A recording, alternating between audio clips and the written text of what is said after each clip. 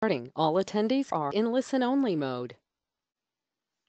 Welcome to today's webinar, Shorten the Time Bringing Your Native Mobile Apps to Market with NativeScript. My name is Danny Smith, and I'm the Manager of Events and Marketing at Microexcel, and I'll be moderating today's webinar. During today's presentation, we will discuss the latest trend in single code source development of native mobile applications using NativeScript, view a brief demo of a commercial application developed in NativeScript, and learn the benefits and approach to using this emerging standard. Our first presenter for today is Mr. Travis Healy, Enterprise Business Development Manager for Microexcel CSD. Travis has over 15 years of experience in helping companies strategically design, develop, and deploy global software applications. Our second presenter today is Mr. Chris Worsley, Global Practice Director for Microexcel Custom Software Solutions. Chris has over 20 years of helping companies design, develop, and deploy mission-critical software applications and solutions. Our final speaker for today is Cameron Bruce. Cameron is a software engineer that has been developing NativeScript and mobile applications for the past few years with Microexcel CSD and other clients. Cameron has a degree in computer science and is a skilled full-stack developer. So just a few laundry items before we get started. This webinar is being recorded, and a link to the recording will be sent out in a few days. Also, we will have a Q&A portion at the end, so please type any questions you may have in the questions box, and we will get to those in the order they are received. If you have questions after the webinar, please feel free to contact us at info@microexcel.com. At the conclusion of today's webinar, there will be a brief survey. Please do take a few moments and share your thoughts with us. Finally, all attendees are eligible for a complimentary code base analysis to review that the structure of your mobile app is correct and that there are no glaring loopholes in your code base. If you are interested in this offer, please reach out to us after the webinar. So without further ado, I'd like to present our first speaker for today's event, Mr. Travis Healy. Hello, everyone, and thank you for joining us today. Chris, Cameron, and I are elated to be chatting with you for a few moments today, and we're committed to delivering some hopefully insightful and useful information to you regarding developing applications using NativeScript. By way of a brief introduction, Microexcel is a global IT software and services provider with offices across the US, India, and the Middle East. Our global focus involves providing cutting-edge solutions from strong out-of-the-box tools like SAP and Microsoft to our specific focus as a practice, which you're hearing from today. The CSD practice specializes in creating full suite, custom software applications, design, development, testing, and deployment, ranging from web-based applications to native mobile applications and anything in between. So here's what you can expect from today's webinar. We'll be covering some of the basics of NativeScript development, including basic definitions, how NativeScript works, how to set up a development environment for NativeScript, some of the advantages and limitations of the approach, and also some of the upcoming features that are in development for making NativeScript a truly powerful development approach. After which, Cameron will be demonstrating a live client application that was built using NativeScript. Following the demo, we will open the last 10 minutes of the webinar for a question and answer period, so please feel free to submit questions via the chat function as we go along. At this time, I'd like to introduce you to Chris Worsley, who will be walking you through the meat of the NativeScript webinar. Chris has over 30 years of custom software development experience and has developed applications for clients like AT&T, Blue Cross Blue Shield, and many others. Chris leads the CSD practice for Microexcel Global Operations. So without any further ado, Chris, over to you. Thank you very much, Travis. Well, again, we do appreciate you for joining today, and thought that this would be a great opportunity for us to introduce a little more detail about NativeScript, which is a powerful tool we're using for a number of our clients and feel like something that may be beneficial for many others out there. And so I wanted to start off and really talk about what NativeScript is all about. NativeScript is an open source framework for building truly cross-platform native mobile applications as an open source platform. It is available on GitHub with a strong and growing community. We've started to see more organizations from small to large choosing NativeScript as an intelligent and efficient way to make the move from building individual apps on the native platform.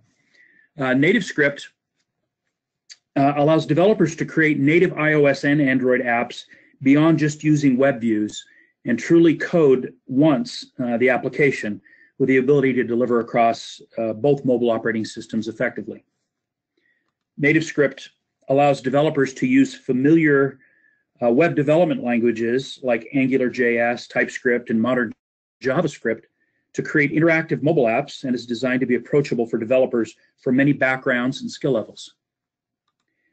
NativeScript is designed to give 100% access to the native app platform APIs and operating system of the device, meaning that developers can interface with the device hardware like the microphone, camera, GPS, and other key pieces of hardware like the biometric authentication or the keyboard, for example.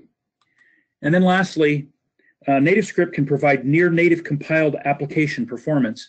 So a lot of folks are concerned with the performance of hybrid-built apps, but NativeScript really taps into the performance of the operating system on the device and can give you access to the embedded tools and methodologies that are available within the platform, including fast load times and worker threads to provide background loading of larger data objects.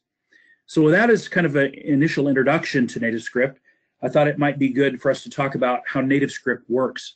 NativeScript is, this is a high-level view of the important architectural components of NativeScript and allow it to work effectively across multiple platforms. First, the runtime code that's required to execute NativeScript provides API-level access to device-specific features like the keyboard and microphone, as I had mentioned. The runtimes enable you to call APIs in both Android and iOS frameworks using JavaScript code. To do that, they use an interface with the Java virtual machine. Second, the core modules are there to provide the abstractions needed to access the underlying native platforms. For example, take gestures as an example. It defines a common JavaScript API that translates to application TypeScript or JavaScript code into native gestures, such as swipes and presses and things like that, allowing you to interface with the runtimes.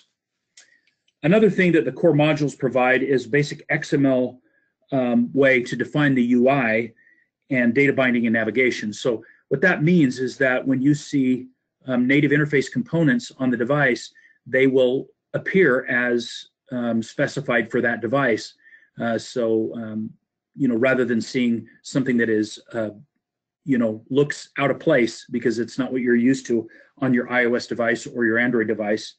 Note that this can truly take you as an organization to a mobile-first approach when creating web applications as well.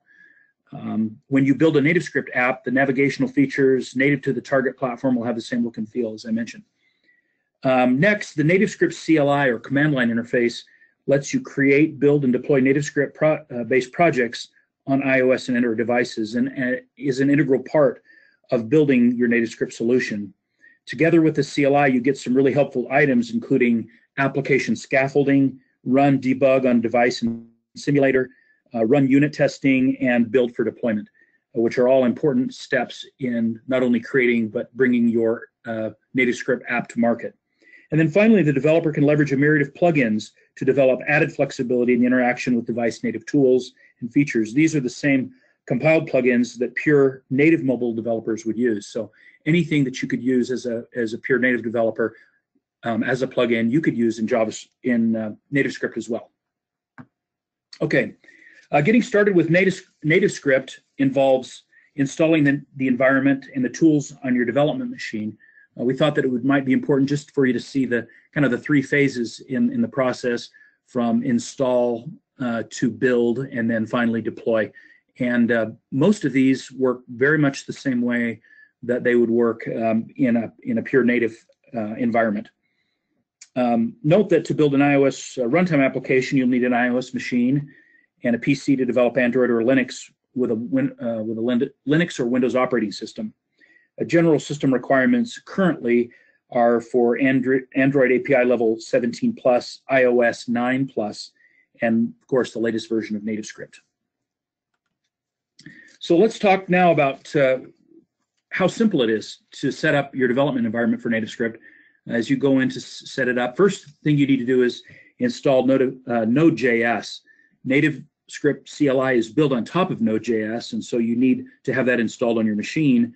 If you have not yet installed that, you can go to nodejs.org and install the latest Node.js platform.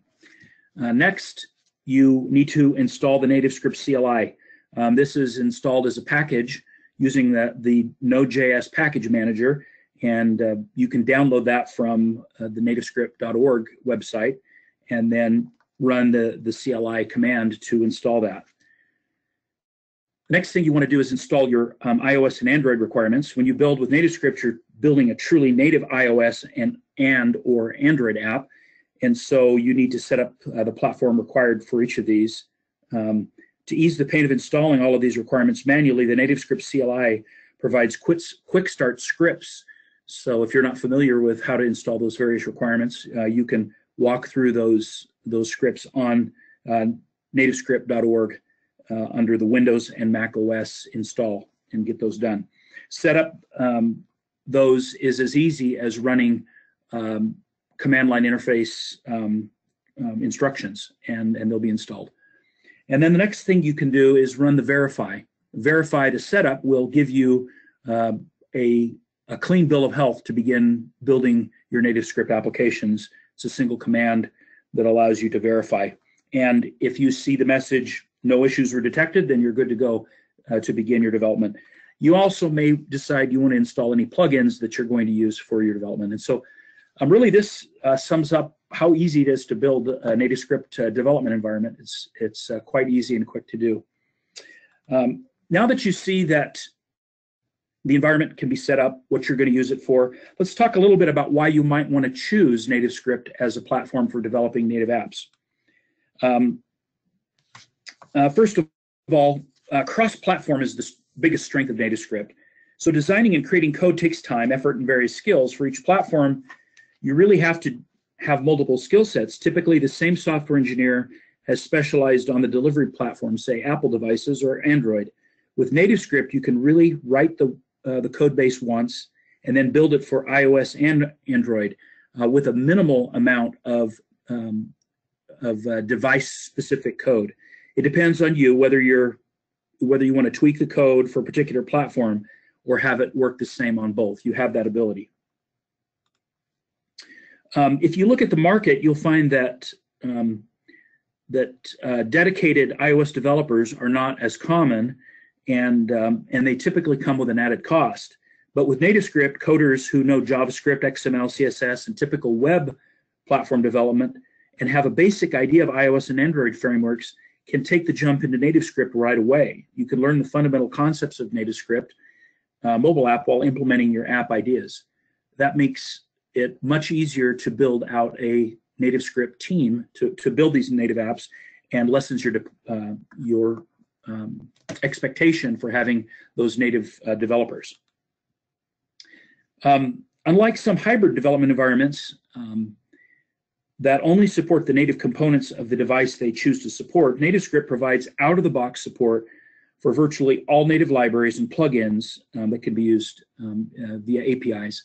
And that means you have a much better access to the native device, as we mentioned, things like the keyboard and gestures, GPS, camera, microphone, down the list.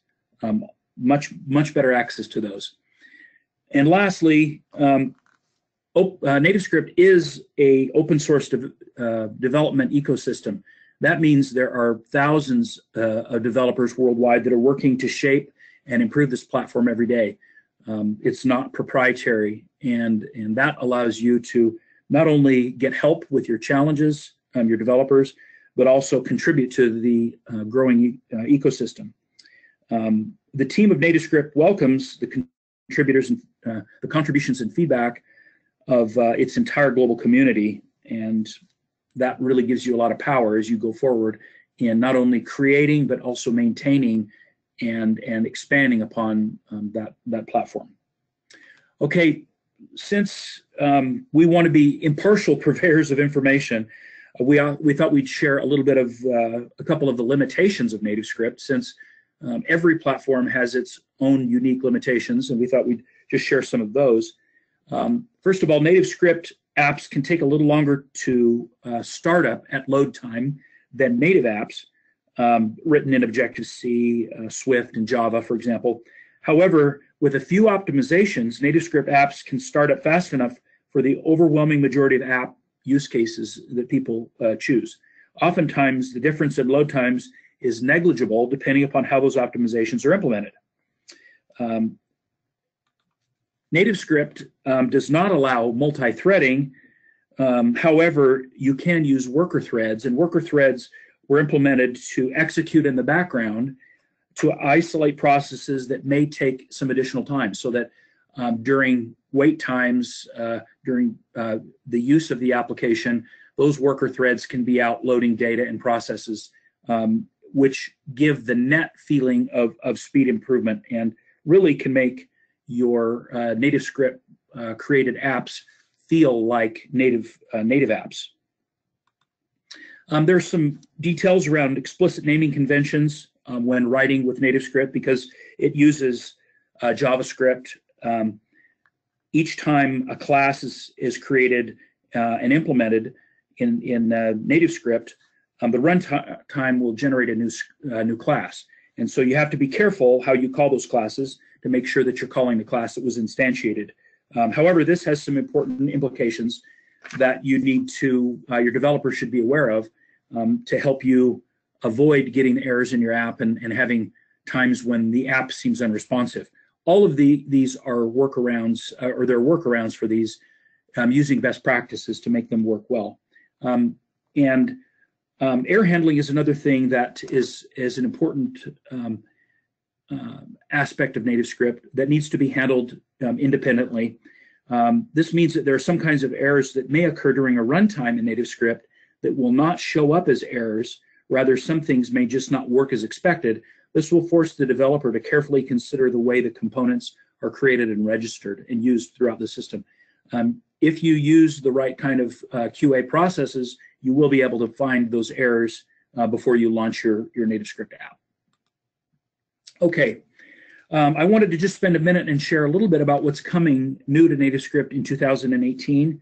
So there are some great enhancements that the community has committed to that you should be able to find.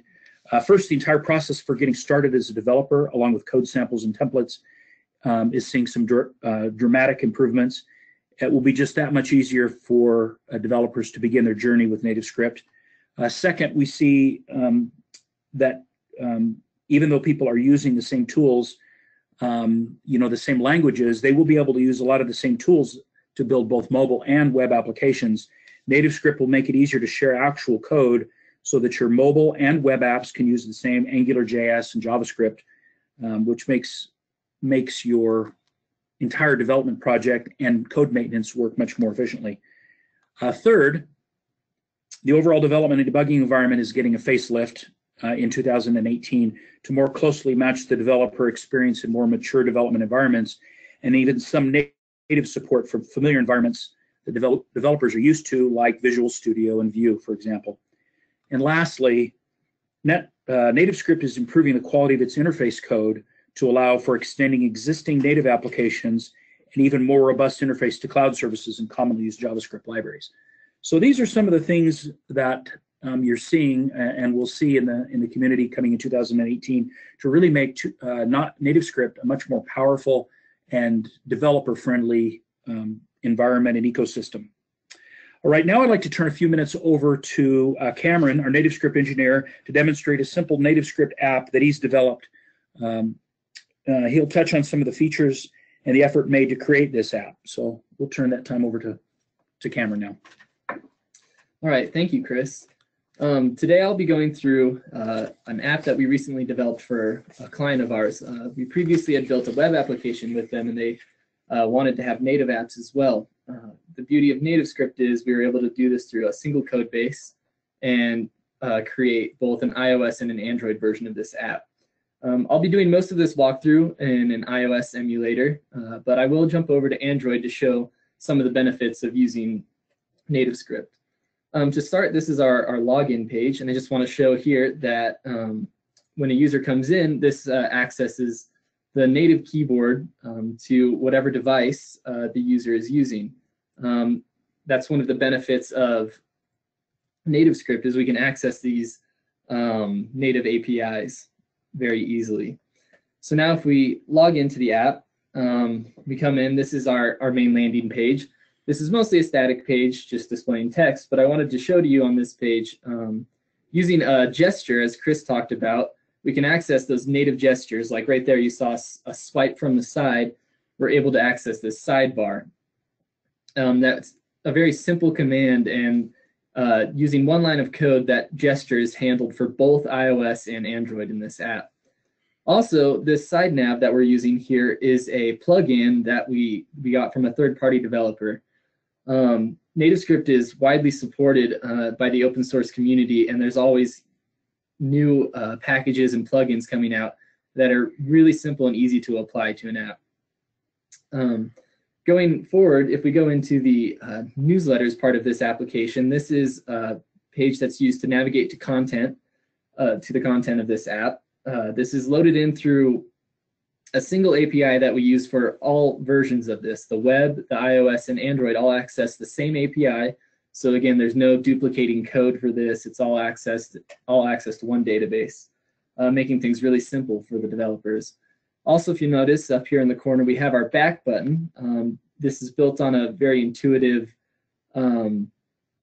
stack layout so that we can go backwards and forwards through the app, and with an Android version that accesses the Android's native back button as well. If we go into one of the content pages here, you can see what this loaded right here is actually a web view.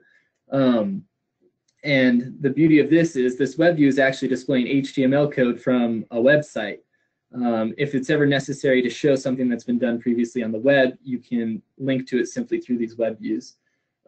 Although we try not to use them too much because we really want to access the native elements of the hardware so that things will run quicker on both iPhones, Android phones, and other devices.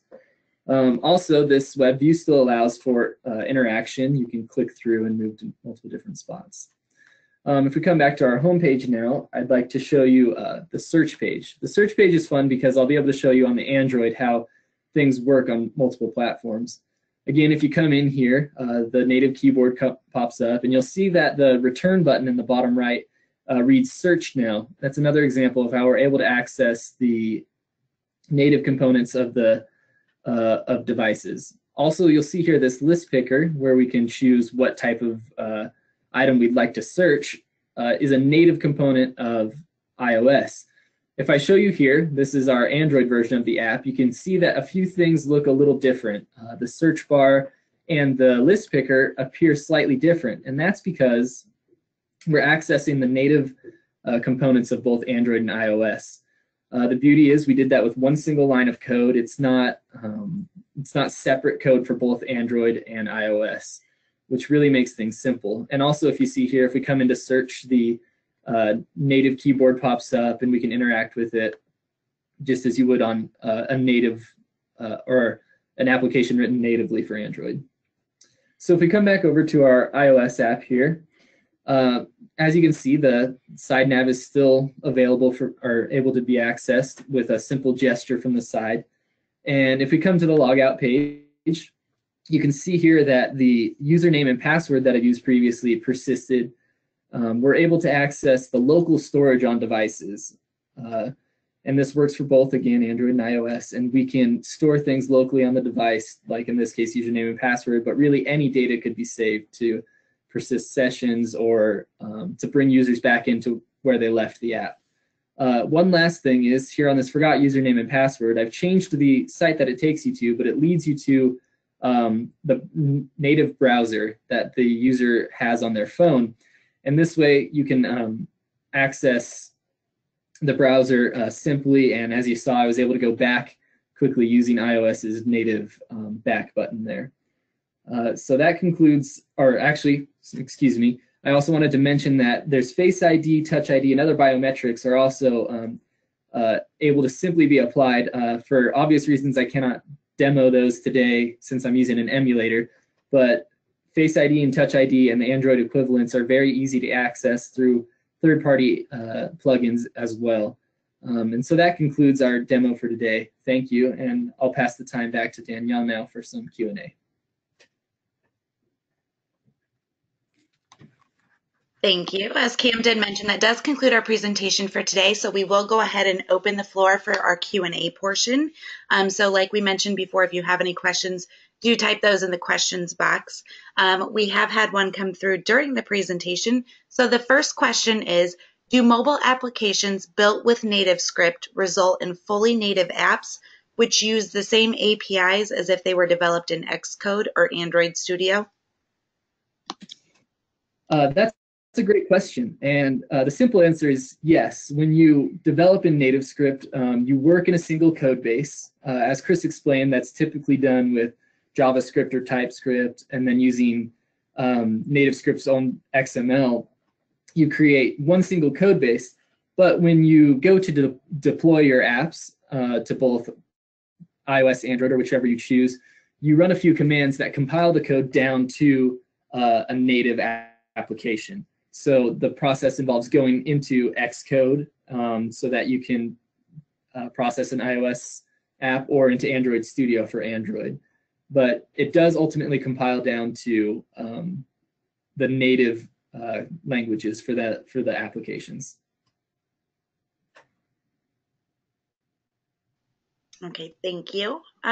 Looks like the next question we have is, what are the typical time and cost savings realized when developing apps using NativeScript? I'll take that one.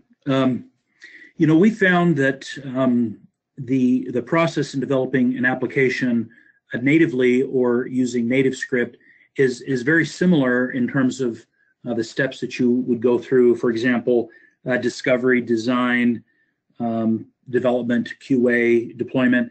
And so some of those steps really require the same level of effort. But when you're talking about actually creating the code itself, we find that there's anywhere from 25 to 50% of savings of the overall cost, and that cost is passed right along to the customer.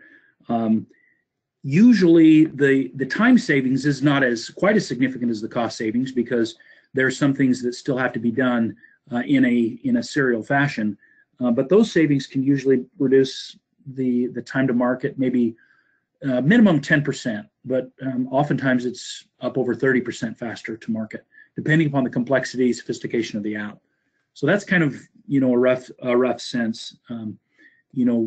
Costs vary widely depending upon the sophistication, complexity, features, screens of the app, but that's a good ballpark. You know, you can really be looking at 50% cost savings if the app is sophisticated enough by doing it in NativeScript. Thank you, Chris. We'll give everyone we'll give everyone some time to get questions in here. And it looks like the next one we've had come through is, we've already started developing a native app in iOS. How can we transition from an existing project in development and incorporate NativeScript to include development for Android? That's a great question as well. So if you've already begun development of an application in iOS, luckily NativeScript allows you to only have to have one code base for both Android and iOS.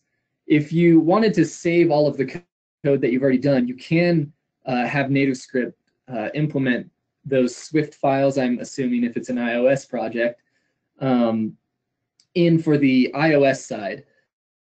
For the Android side, you will have to build through NativeScript that code again so that you can deploy to Android.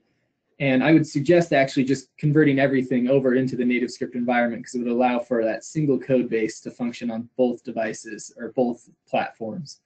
But ultimately, that'll end up being a time saver, as Chris pointed out, as you only have to deal with a single code base.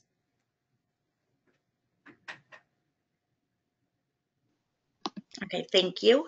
As there are no more questions, this does conclude today's webinar. A recording of this will be sent to all participants. You will each be receiving our survey as well. Please do take a few moments and provide your feedback on today's webinar. In the meantime, if you have any questions or you would like to take us up on the complementary code base analysis, please contact us at info@microexcel.com. Thank you and have a wonderful day.